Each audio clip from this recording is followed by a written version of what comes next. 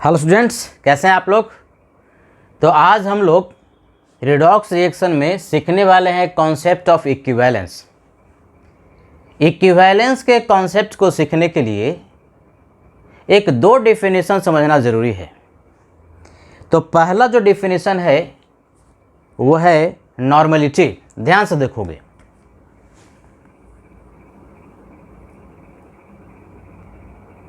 Normality हम लोगों ने मोल कॉन्सेप्ट में कॉन्सेंट्रेशन टर्म पढ़ा था। तो वहाँ पर मैंने आप लोगों को बताया था कि एक और कॉन्सेंट्रेशन टर्म हम लोग पढ़ेंगे रिडॉक्स रिएक्शन में, जिसको कहते हैं नॉर्मलिटी, और इसको डिनोट करते हैं कैपिटल एन से। एन का मतलब नॉर्मलिटी क्या होता है भाई? It is defined as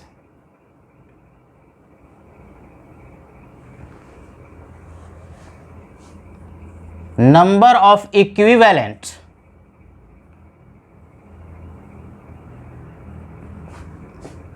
of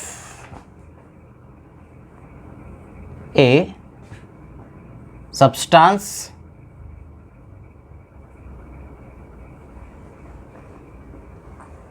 in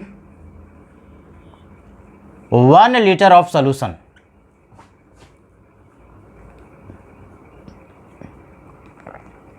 अगर याद होगा तो हम लोगों ने मोल कॉन्सेप्ट में मोलारिटी पढ़ा था, जिसको कैपिटल एम से रिप्रेजेंट करते थे। वो मोलारिटी क्या होता था? Molarity was defined as number of mole of solute in 1 litre of solution. यानी 1 लीटर सॉल्यूशन में जितना नंबर ऑफ मोल सॉल्यूट का मौजूद था उसको हम लोग मोलारिटी कहते थे, कैपिटल एम से रिप्रेजेंट करते थे।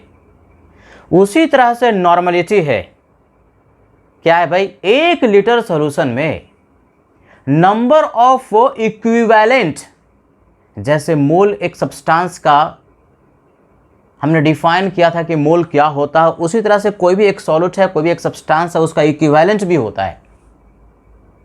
इक्विवेलेंट क्या होता है अभी थोड़ी देर में बात करेंगे, लेकिन एकदम बिल्कुल सिमेट्रिकल है। 1 लीटर सॉल्यूशन में जितना मोल सॉल्यूट का है उसको कहते हैं मोलारिटी। उसी तरह से 1 लीटर सॉल्यूशन में जितना नंबर ऑफ इक्विवेलेंट, बस मोल को रिप्लेस कर देना इक्विवेलेंट से, नंबर ऑफ इक्विवेलेंट जितना 1 लीटर सॉल्यूशन में रहेगा उसको हम लोग कहेंगे नॉर्मलिटी। कैपिटल एन से रिप्रेजेंट करते हैं, है कि नहीं? यानी बेसिकली नॉर्मलिटी के लिए हमारे पास एक फार्मूला हो गया जिसको कैपिटल एन से रिप्रेजेंट करते हैं। क्या भाई? तो ऊपर में नंबर ऑफ इक्विवेलेंट्स, किसका? जो सब्सटेंस घुला हुआ है, यानी जो सॉल्यूट है जो घुला हुआ है, and divide by volume of solution. किसमें? In litre. इसको हम लोग नॉर्मलिटी कहते हैं। तो नंबर ऑफ इक्विवेलेंट के लिए हमारे पास एक फार्मूला हो गया ना, EQ लिखेंगे शॉर्ट फॉर्म में EQ। EQ का मतलब इक्विवेलेंट। तो नंबर ऑफ इक्विवेलेंट के लिए फार्मूला हो गया normality and multiplied by volume. V का मतलब वॉल्यूम सॉल्यूशन का लीटर में। यानी क्वेश्चन में अगर नॉर्मलिटी पता हो किसी भी सॉल्यूशन का और सॉल्यूशन का वॉल्यूम दिया हुआ है लीटर में, ये जो वॉल्यूम होना चाहिए किसमें? लीटर में, इन लीटर, तो हमारे पास नंबर ऑफ इक्विवेलेंट मिल जाएगा, है कि नहीं? और यही अगर वॉल्यूम ml में है, मिलीलीटर में है, तो हम लोग को मिलता है number of milli equivalent. Milli, EQ लिख दिया। EQ का मतलब क्या? इक्विवेलेंट, जिसको शॉर्ट फॉर्म में MEQ भी लिखते हैं। MEQ मिली इक्विवेलेंट। फार्मूला यही होगा बच्चे, N गुने V। N क्या? नॉर्मलिटी, और V क्या? वॉल्यूम। किसका? सॉल्यूशन का, ml में। यानी ये जो वॉल्यूम है वो होना चाहिए ml में, तो आपको नंबर ऑफ मिली इक्विवेलेंट मिलेगा। एकदम सिमेट्रिकल फार्मूला है। मोलारिटी वाला जो हम लोगों ने फार्मूला पढ़ा था वैसे ही नॉर्मेलिटी का फार्मूला है। यहाँ अगर नंबर ऑफ मोल सॉल्यूट का लिखते तो मोलारिटी होता, मोल के जगह पर नंबर ऑफ इक्विवेलेंट्स लिखे हैं सॉल्यूट का तो नॉर्मेलिटी हुआ। मोल कैलकुलेट करने के लिए बताया था मोलारिटी गुने वॉल्यूम, तो नंबर ऑफ इक्विवेलेंट्स कैलकुलेट करने के लिए नॉर्मेलिटी मल्टीप्लाइड बाई वॉल्यूम। अगर वॉल्यूम लीटर में है तो नंबर ऑफ इक्विवेलेंट्स मिलेगा, और यदि यही वॉल्यूम ml में है, मिलीलीटर में है, और फार्मूला n गुने v लिखते हो तो नंबर ऑफ मिली इक्विवेलेंट मिलेगा।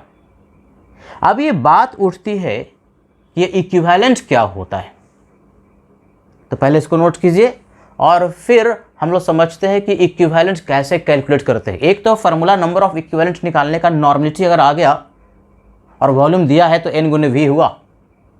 लेकिन जैसे मोल कैलकुलेट करते थे कि मास दिया हुआ है, मोलर मास से डिवाइड करने पर नंबर ऑफ मोल मिलता था, तो क्या उसी तरह से नंबर ऑफ इक्विवेलेंट किसी भी सब्सटेंस का कैलकुलेट करने का कोई फार्मूला है क्या? बिल्कुल है, इसको नोट कीजिए।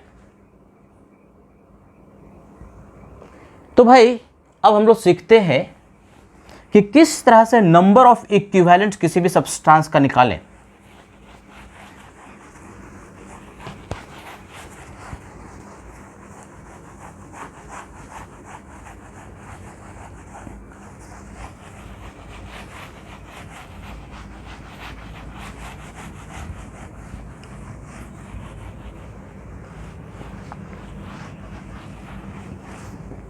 बड़ा सिमेट्रिकल है, याद रखने का तरीका भी होता है। क्या निकाल लो? Number of equivalent. अगर कोई एक सब्सटेंस होता और उसका मास दिया रहता और नंबर ऑफ मोल पूछता तो क्या करते थे? ऊपर में मास लिखते थे, मास ऑफ सब्सटेंस। कोई भी सब्सटेंस है उसका मास किस में भाई?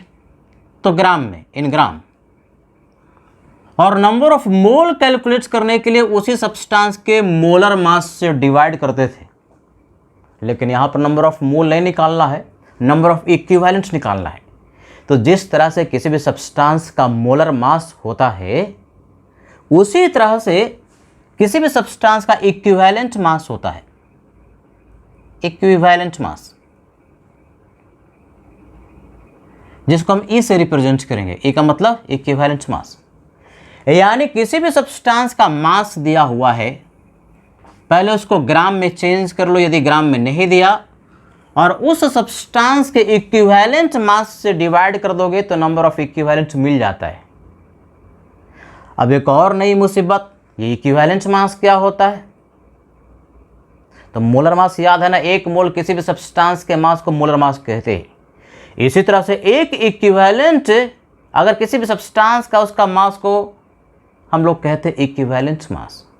ये क्या होता है, कैसे निकालते हैं?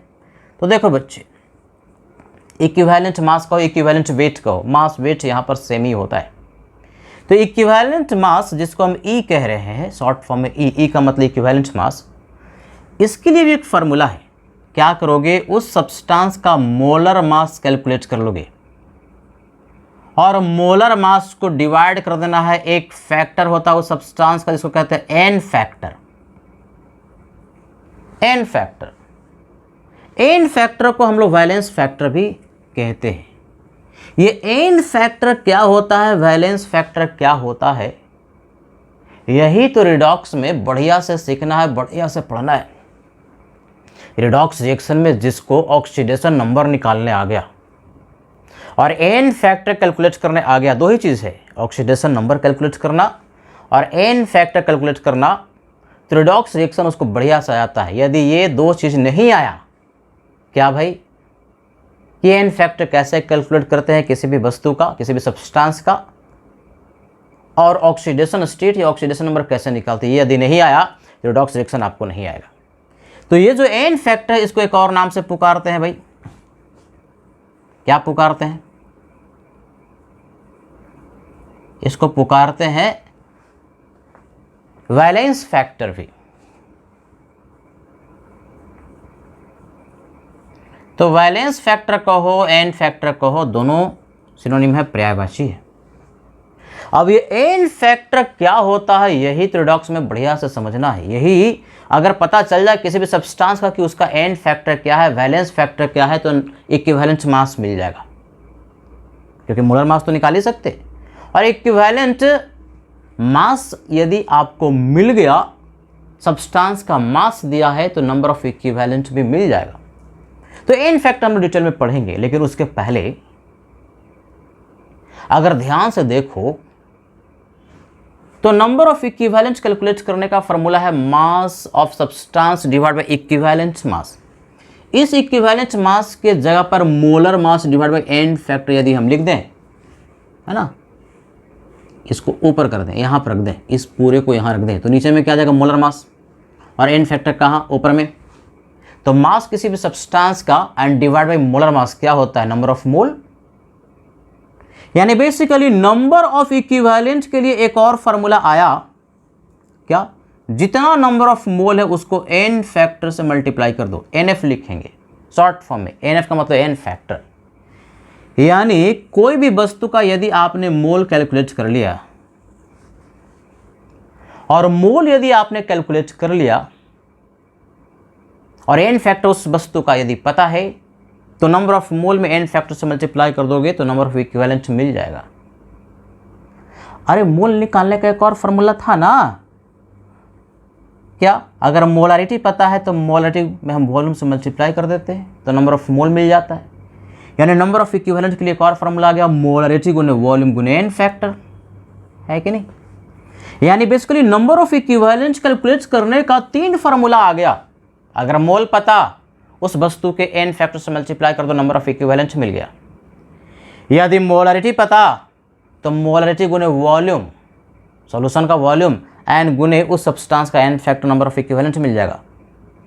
और पहले वाले फार्मूले से नंबर ऑफ इक्विवेलेंट के लिए एक और फार्मूला क्या था, यदि हमको नॉर्मलिटी पता और वॉल्यूम पता तो एन गुने वी, यानी 3 फार्मूला नंबर ऑफ इक्विवेलेंट प्राप्त करने के लिए हमारे पास आया, जिसका कि इस्तेमाल बहुत धड़ल्ले से होने वाला है।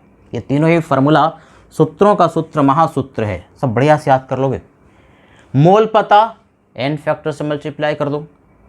अगर मोलारिटी दिया हुआ है तो मोलारिटी गुने वॉल्यूम गुने एन फैक्टर, और यदि नॉर्मलिटी ही दिया है तो normality n multiply by volume, ये नंबर ऑफ इक्विवेलेंट मिल जाएगा, है कि नहीं।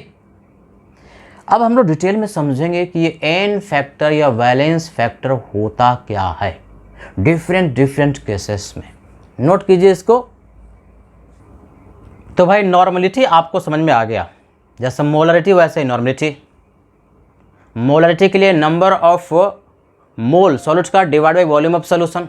इस तरह से नॉर्मलिटी के लिए number of equivalent divide by volume of solution.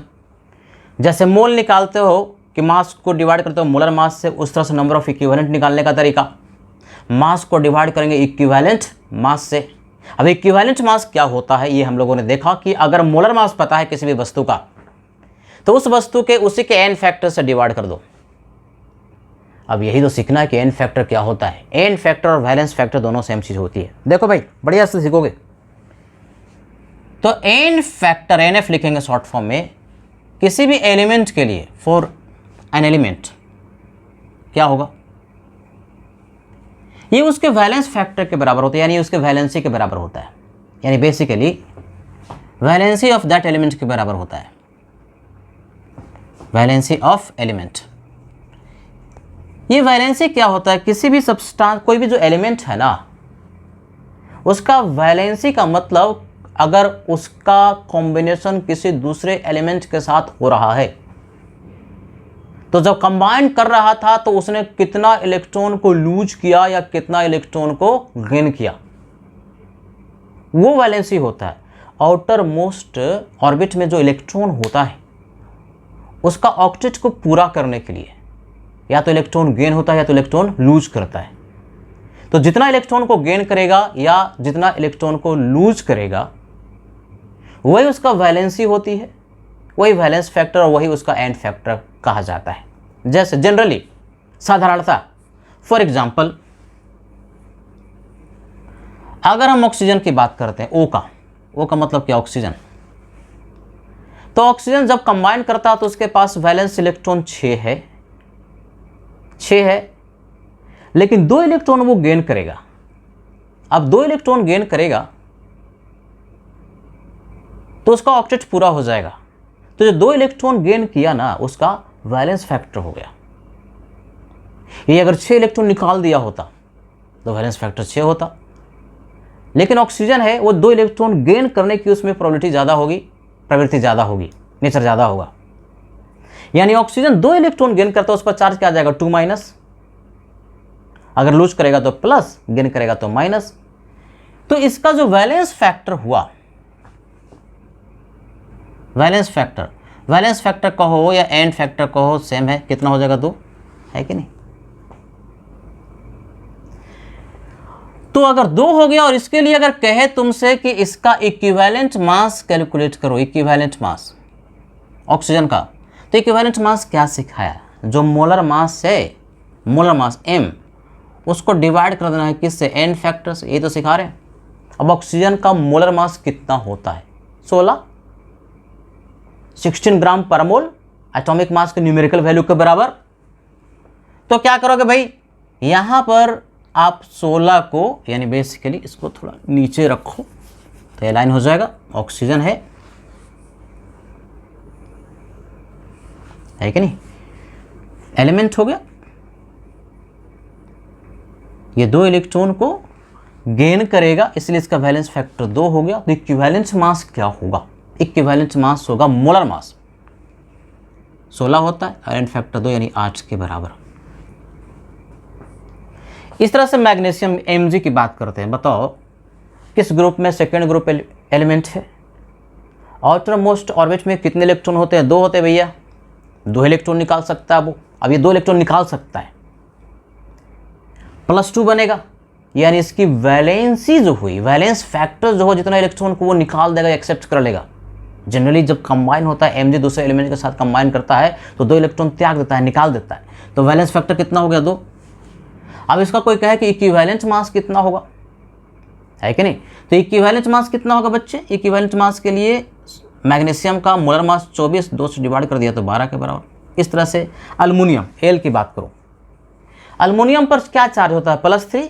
3 electron क्या करता है, लूज कर देता है। 13th ग्रुप एलिमेंट है, 3 इलेक्ट्रॉन को लूज कर देता है। वैलेंस इलेक्ट्रॉन 3 है, तीनों को लूज कर देता है।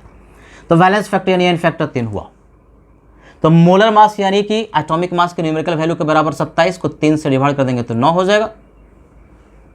तो कोई भी एक एलिमेंट है ना, उसका वैलेंस फैक्टर बेसिकली जब वो दूसरे एलिमेंट के साथ कंबाइन कर रहा है तो कितना इलेक्ट्रॉन को गेन किया या लूज किया, यानी उस पर्टिकुलर एलिमेंट पर क्या चार्ज डेवलप हुआ, या तो कंप्लीट चार्ज या तो पार्शियल चार्ज डेवलप हुआ, उस एलिमेंट का वही वैलेंस फैक्टर हुआ, एन फैक्टर हुआ एलिमेंट के केस में, है कि नहीं।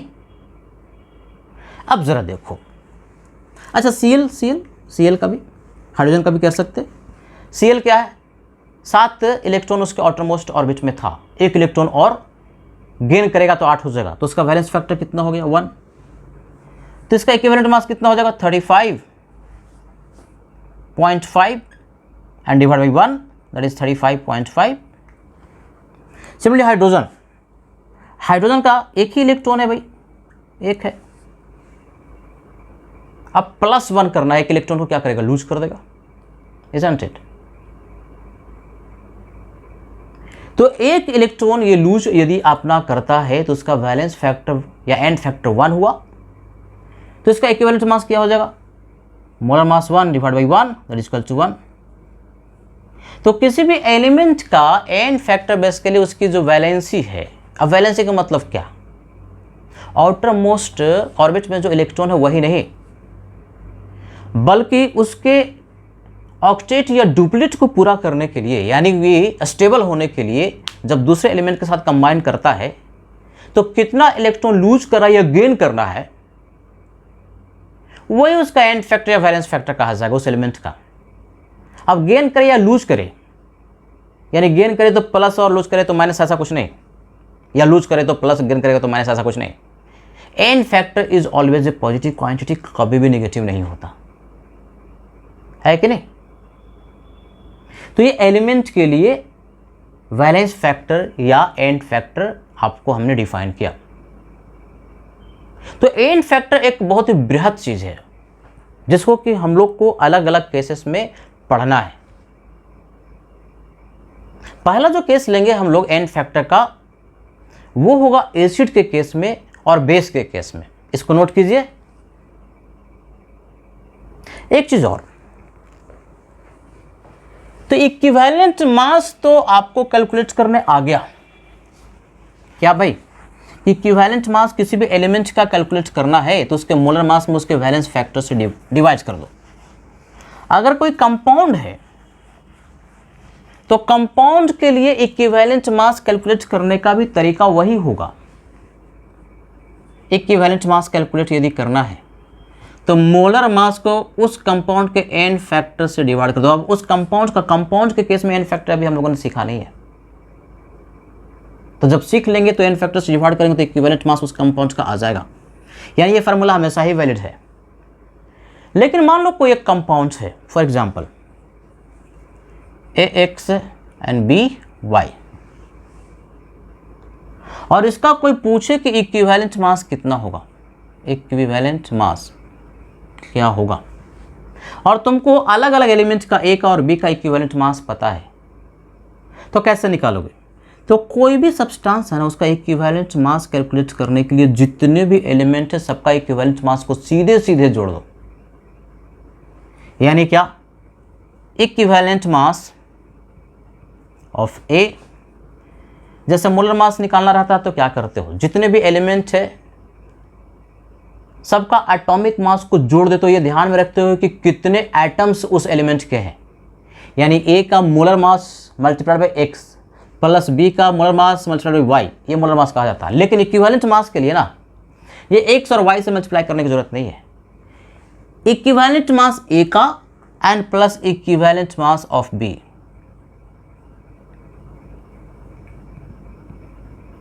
यानी दोनों का इक्विवेलेंट मास को आप जोड़ देंगे कि इक्विवेलेंट मास उस कंपाउंड का मिल जाएगा। ये इक्विवेलेंट मास किसका होगा?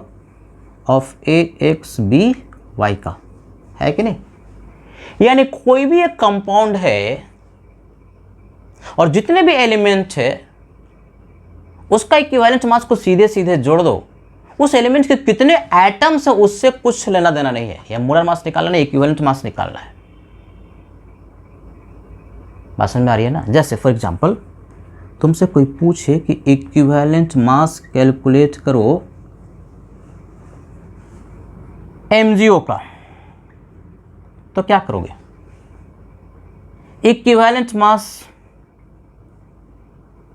E लिखते हैं। E का मतलब क्या? इक्विवेलेंट मास किसका? Mg का, एंड प्लस इक्विवेलेंट मास किसका? O का। तो इक्विवेलेंट मास Mg का कितना अभी निकालना सिखाया था ना, मैग्नीशियम सेकेंड ग्रुप एलिमेंट है तो मोलर मास को 2 से डिवाइड करेंगे, अभी 12 सिखाया था, और ऑक्सीजन का 8 था इक्विवेलेंट मास, तो 12 और 8 20 हो गया। सिमिलरली अगर इक्विवेलेंट मास E का मतलब इक्विवेलेंट मास पूछे AlCl3 का, E का मतलब इक्विवेलेंट मास, क्या करोगे? तो इक्विवेलेंट मास अल्युमिनियम का प्लस इक्विवेलेंट मास Cl का। Cl कितना है, अल्युमिनियम कितना है, उससे कुछ लेना देना नहीं है। सीधे सीधे जो जो एलिमेंट है सबका इक्विवेलेंट मास को जोड़ देना है। अब अल्युमिनियम का इक्विवेलेंट मास क्या सिखाया था? इक्विवेलेंट मास मोलर मास को एन फैक्टर से डिवाइड करता था। अल्युमिनियम 13th ग्रुप एलिमेंट है, एन फैक्टर उसका 3 है, प्लस 3 चार्ज आएगा, जो चार्ज डेवलप होगा वही उसका एन फैक्टर है, यानी 27/3 9 सिखाया था ना कि 9 होता, अभी सिखाया था। और Cl का, Cl क्या है? -1 उस पर चार्ज डेवलप होगा एक एटम पर, तो 35.5 एन फैक्टर उसका 1 है, तो molar mass divide by 1, aluminium का मोलर मास डिवाइड बाई 3, तो ये इसका इक्विवेलेंट मास आ गया। यानी इक्विवेलेंट मास कैलकुलेट करने के लिए जो एलिमेंट है उसका इक्विवेलेंट मास को सीधे सीधे जोड़ दो, उसके कितने एटम है उससे कुछ लेना देना नहीं है। नोट करो इसको।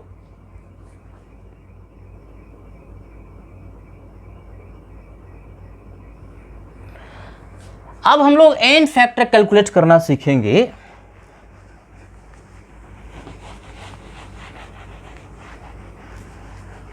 एसिड और बेस का।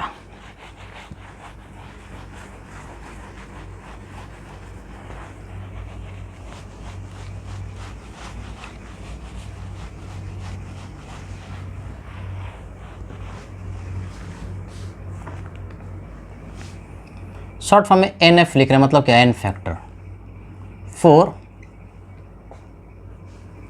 एसिड।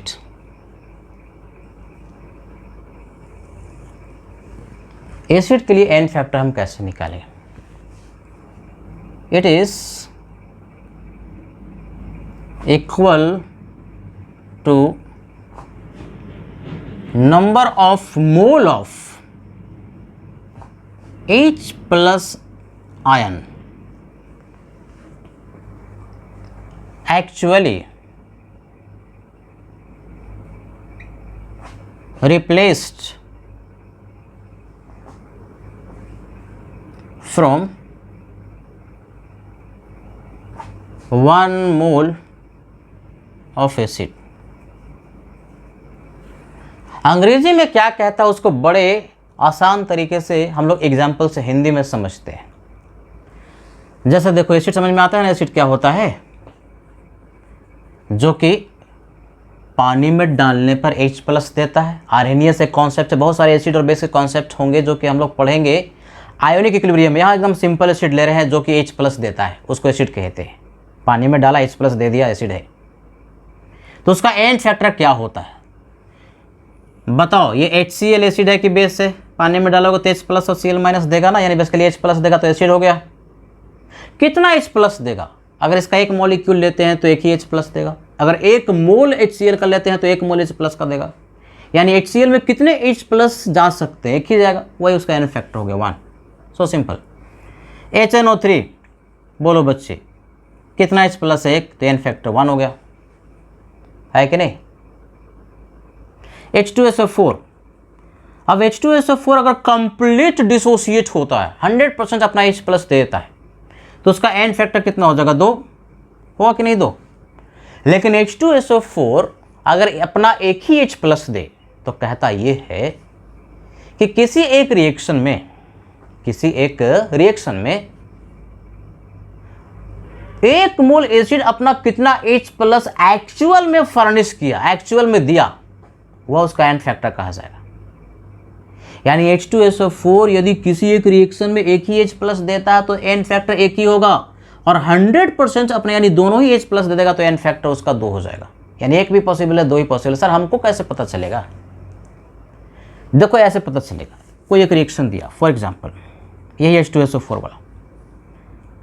H2SO4 क्या एसिड है, इसका रिएक्शन किसके साथ होगा? किसको H प्लस देता है? बेस को देता है। NaOH के साथ मान लो इसका रिएक्शन हुआ और ये बनाया NaHSO4 एंड प्लस H2O।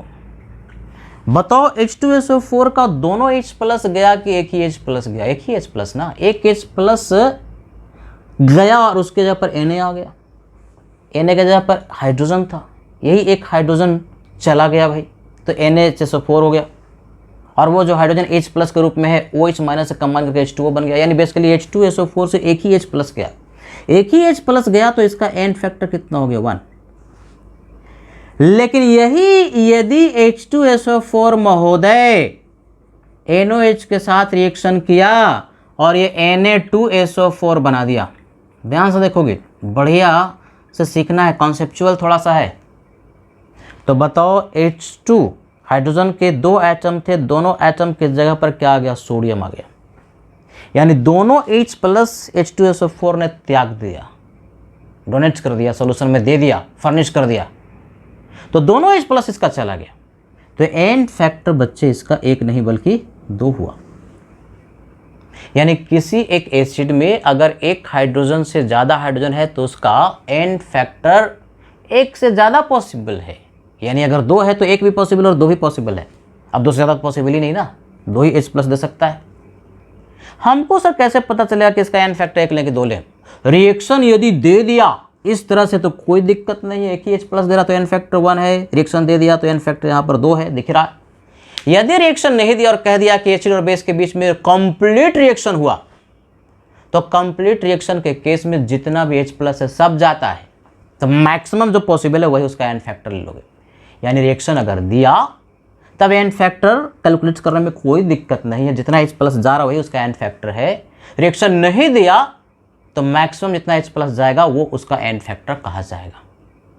अब एन फैक्टर आ गया तो क्या इसका इक्विवेलेंट मास यहाँ निकाल सकते हो। ए का मतलब क्या, इक्विवेलेंट मास क्या सिखाया था, मोलर मास H2SO4 का 98 डिवाइड बाई एन फैक्टर 1। इस H2SO4 का क्या इक्विवेलेंट मास निकाल सकते हो, क्या सिखाया था, मोलर मास जो कि 98 होगा एंड डिवाइड बाई इसका एन फैक्टर 2 यानी 49। यानी किसी एक सब्सटेंस का एन फैक्टर डिफरेंट हो सकता है, इसलिए उसका इक्विवेलेंट मास भी डिफरेंट हो सकता है। क्या सीखा, एसिड एक मोल लिया और उसके एक मोल एसिड में जितना मोल H प्लस का गया, यानी बेसिकली जितना H प्लस वो दे रहा है एसिड, वो उसका एन फैक्टर कहा जाता है। नोट कीजिए।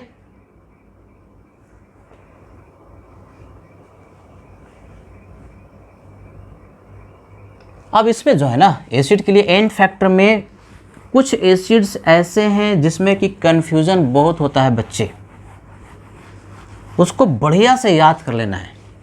वह एसिड जो कि ऑक्सीजन और फास्फोरस वाला होता है, जिसमें कि फास्फोरस के साथ ऑक्सीजन है, उसका एन फैक्टर में स्टूडेंट बहुत गलत करता है, तो बढ़िया से सीखोगे।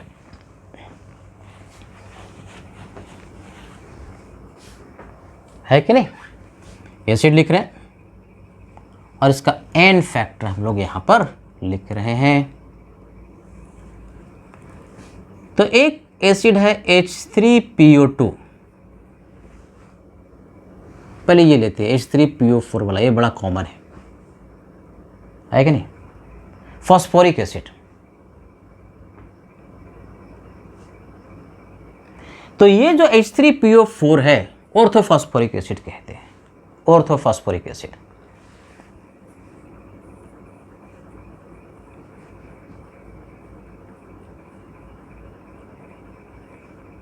या सिंपली फॉस्फोरिक एसिड। अब तुम्हें ये पता चल गया कि इसमें तीनों H प्लस यदि जाता है रिएक्शन में तो एन फैक्टर क्या होगा, इसका एन फैक्टर 3 हो जाएगा अगर 100% गया। लेकिन अगर किसी एक रिएक्शन में एक ही अगर गया तो एन फैक्टर 1 होगा, अगर दोनों H प्लस गया तो 2 हो गया, और अगर 100% गया तो 3 हो गया। यानी डिपेंड करता है रिएक्शन पर कि कितना एक्चुअल में H3PO4 में से उसका H प्लस गया। अगर एक H प्लस गया तो एन फैक्टर 1, 2 गया तो एन फैक्टर 2, और 3 हो गया तो एन फैक्टर 3। और H3PO4 के स्ट्रक्चर से तुम देख पाओगे कि जितने भी H प्लस है पूरा का पूरा इसका निकल जाता है। और स्ट्रक्चर ना इनऑर्गेनिक केमिस्ट्री में आप पढ़ेंगे। तो H3PO4 का स्ट्रक्चर यहां हम बना दे रहे हैं, इनऑर्गेनिक केमिस्ट्री में आप पढ़ते हैं। फास्फोरस से 3 OH ग्रुप जुड़ा हुआ रहता है इस तरह से। तो जो हाइड्रोजन ऑक्सीजन से डायरेक्टली अटैच्ड है ना वो एसिडिक होता है, यानी उसका तीनों H प्लस निकल सकता है। ऑक्सीजन और हाइड्रोजन के बीच में इलेक्ट्रोनेगेटिविटी का डिफरेंस बहुत ज़्यादा है, तो ये इलेक्ट्रॉन पेयर ऑक्सीजन के पास आसानी से आ जाएगा, खींच लेगा इसको, तो H प्लस आराम से निकल सकता है, H प्लस आराम से निकल सकता है, H प्लस आराम से निकल सकता है, यानी तीनों H प्लस निकल सकता है। और तीनों H प्लस यदि गया तो एन फैक्टर 3 होगा। रिएक्शन में अगर एक ही H प्लस गया तो एन फैक्टर 1 होगा, और यदि 2 गया तो एन फैक्टर 2 होगा। क्वेश्चन में अगर नहीं लिखा हो, कह दिया कि एसिड और बेस के बीच में रिएक्शन हो रहा है और हमको एन फैक्टर H3PO4 की रिक्वायरमेंट है, तो उस केस में मानेंगे कि 100% रिएक्शन हो रहा है तो तीनों H प्लस चला जाएगा। लेकिन यदि रिएक्शन दे दिया जैसे H3PO4, ये समझोगे बढ़िया से, NaOH के साथ रिएक्शन किया बच्चे, और रिएक्शन इस तरह से दिया NaH2PO4N प्लस H2O। बताओ H3PO4 में से कितना H प्लस गया? 2 तो रह ही गया ना, एक ही ना गया, एक ही गया, तो इसका एन फैक्टर कितना हो गया? 1। लेकिन यही रिएक्शन ऐसे लिखा जाए H3PO4 प्लस 2NaOH, और ये दे दे Na2HPO4N प्लस 2H2O। इस H3PO4 में से एक ही H प्लस गया कि 2 गया? अब एक ही बचा है तो दोनों चला गया ना, तो एन फैक्टर कितना हो गया? 2। यानी रिएक्शन तुम्हें दे दे तो रिएक्शन को देख करके हम पता कर सकते हैं कि उस एसिड में से कितना H प्लस एक्चुअल में रिप्लेस हुआ। जितना H प्लस एक्चुअल में रिप्लेस होगा वही उसका एन फैक्टर कहा जाएगा। तीसरा केस H3PO4 महोदय 100% NOH के साथ रिएक्ट कर गए, 100%, है कि नहीं? तो 100% यदि NOH के साथ रिएक्शन कर गया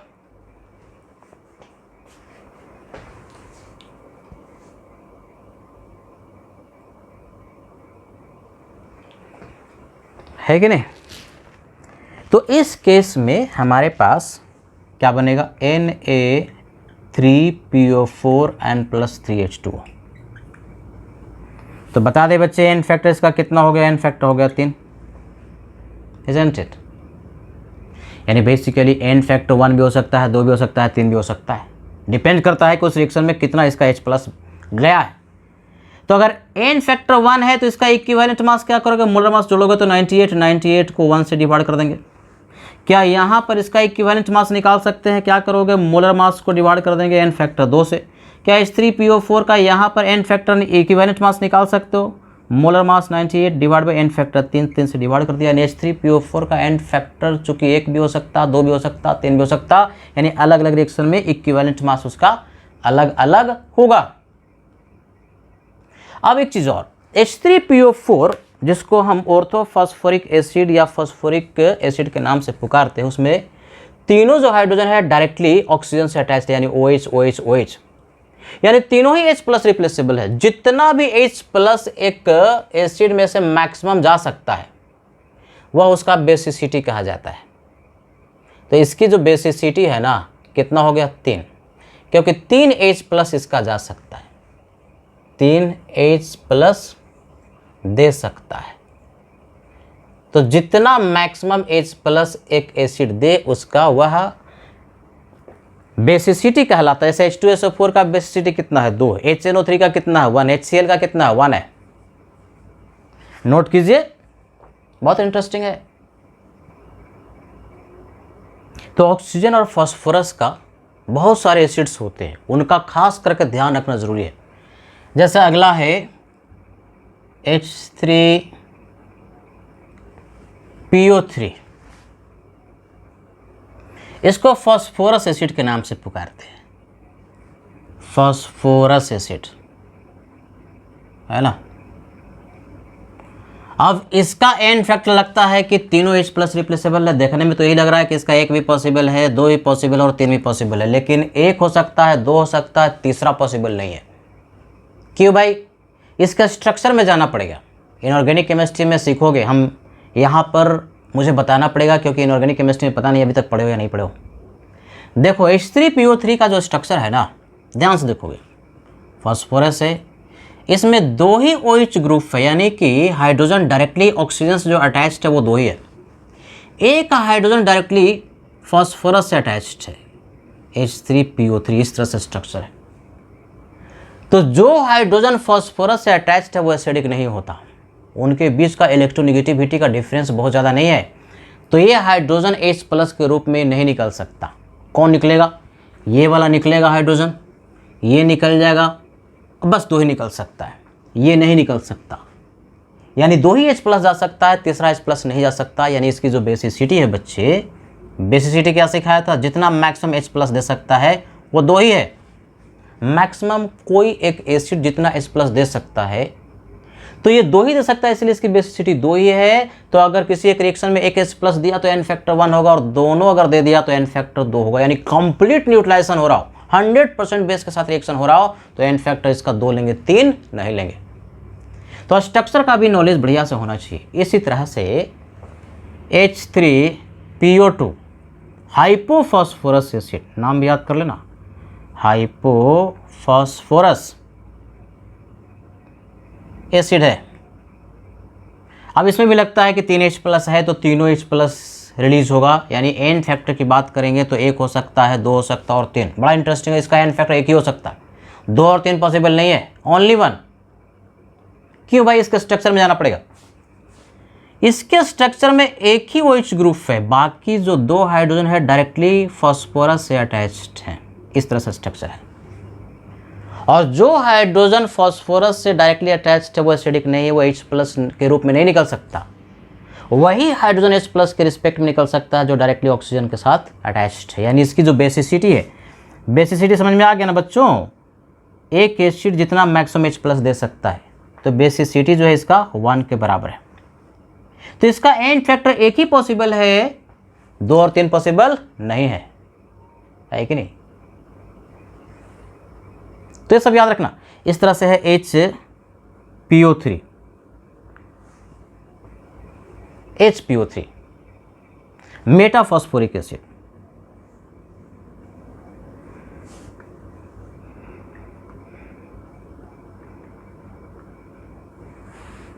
ये तो क्लियर है, एक ही H प्लस है तो एक ही दे सकता है। तो सब पूछता है, इसको बढ़िया से आप लोग याद कर लोगे, खास करके H3PO4 वाला, H3PO3 वाला और H3PO2 वाला, अभी जो 3 हमने करवाया उसका तो पूछता है, और उसमें जनरली स्टूडेंट गलत करता है, खास करके ये दोनों, है ना, याद कर लोगे। एक एसिड होता है बोरिक एसिड, लगे हाथ यहीं पे लिख देते हैं, H3BO3। तो H3BO3 में लग रहा है कि 3 H प्लस है, लेकिन पानी में डालने पर ये भी एक ही H प्लस देता है, तो इसका भी एंड फैक्टर जो है ना एक ही होता है। इसका रिएक्शन क्या होता है, तो पानी में डालोगे तो H3BO3 पानी के साथ रिएक्शन करता है तो BOH4 माइनस बनाता है, एन प्लस H3O प्लस, ये जो H3O प्लस है ना, इसको हाइड्रोनियम आयन कहते हैं। यानी एक ही H प्लस जो निकला पानी के साथ कंबाइन करके H3O प्लस बनाया, तो इसका एंड फैक्टर एक ही होता है, 3 नहीं होता। तो ये सब एक्सेप्शनल केस है जिसको कि बढ़िया से आपको याद कर लेना है। तो एसिड का एंड फैक्टर नोट कीजिए इसको। तो जिस तरह से एसिड का एंड फैक्टर होता है उसी तरह से एंड फैक्टर बेस के लिए भी होता है। And factor for base,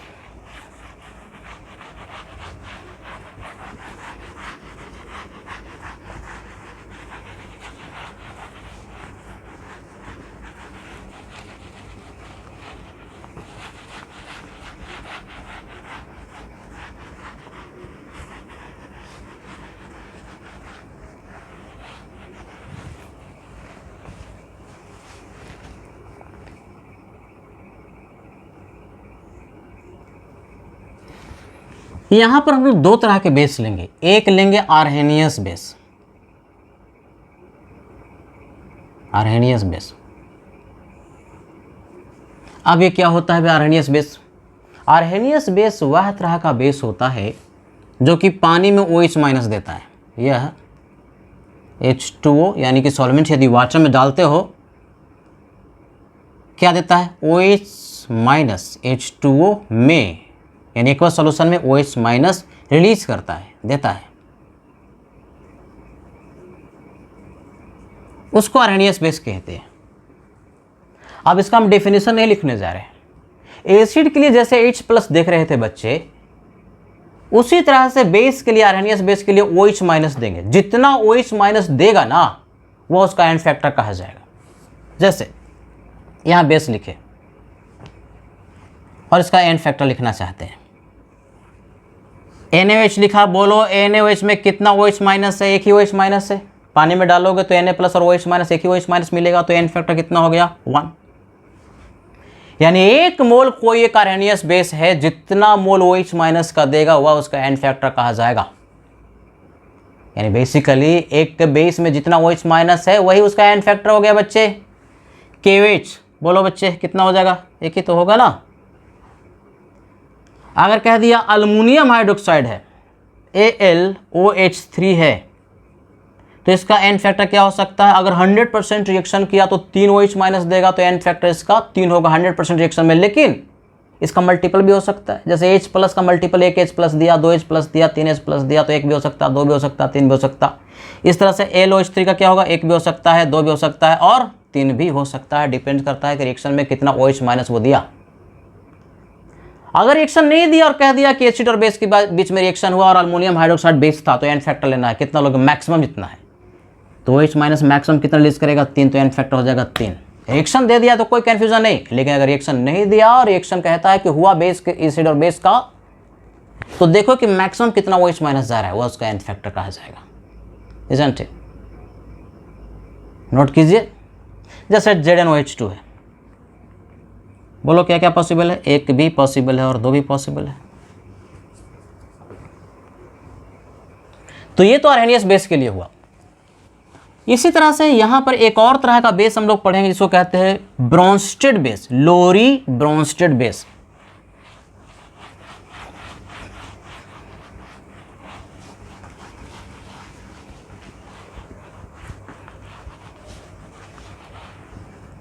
n factor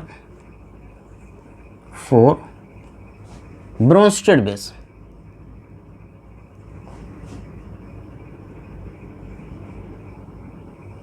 अब ये ब्रोंस्टेड बेस क्या होता है ये पहले समझना जरूरी है। It accepts H plus from acid. कुछ ऐसे भी बेस होते हैं जो कि एसिड से H प्लस को एक्सेप्ट करता है। फॉर एग्जांपल देखो बच्चे, जैसे हमने लिखा NH3, HCl के साथ इसका रिएक्शन हुआ, ये NH3 क्या करेगा, NH4Cl बनाया, यानी बेसिकली अगर हम देखें तो ये इस तरह से होगा, NH4 प्लस ये बन जाएगा।